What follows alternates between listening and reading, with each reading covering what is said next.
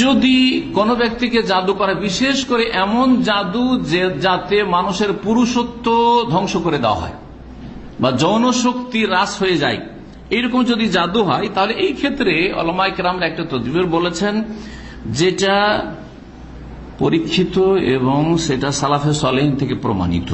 সেটা হচ্ছে 7টি বরই পাতা নেবেন, কুল পাতা, তাজা সবুজ, আর তারপরে সেই 7টি পাতাকে পিষবেন সুন্দর করে পাথরে, পাটায় অথবা যে কোনো এতে, আর তারপরে একটা পাত্রে নেবেন, আর সেই পাত্রে পানি ঢালবেন, এতটা পানি ঢালবেন যেই পানিতে গোসল উজু করা যেতে পারে।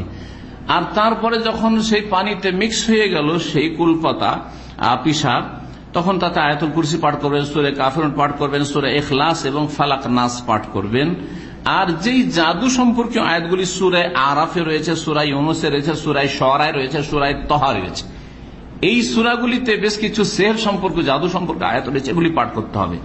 এগুলি পড়ার পরে ওতে ফুঁক দেবেন, আর ফুঁক দেওয়ার পরে কি করতে হবে, কিছুটা পান করে নেবেন, কিছুটা অংশ এশরাব বাদু পান করে নেবে, পান করলো ভিতরে গেল। ওয়াক্তাসাল ফিল বাকি, আর বাকিটা দিয়ে উজু গোসল করে নেবেন। ইনশাআল্লাহ তাআলা জাদুর প্রতিক্রিয়া দূর হয়ে যাবে। একবারে যদি না হয় তো বারবার এই চিকিৎসা নেওয়া যেতে পারে বা করা যেতে পারে।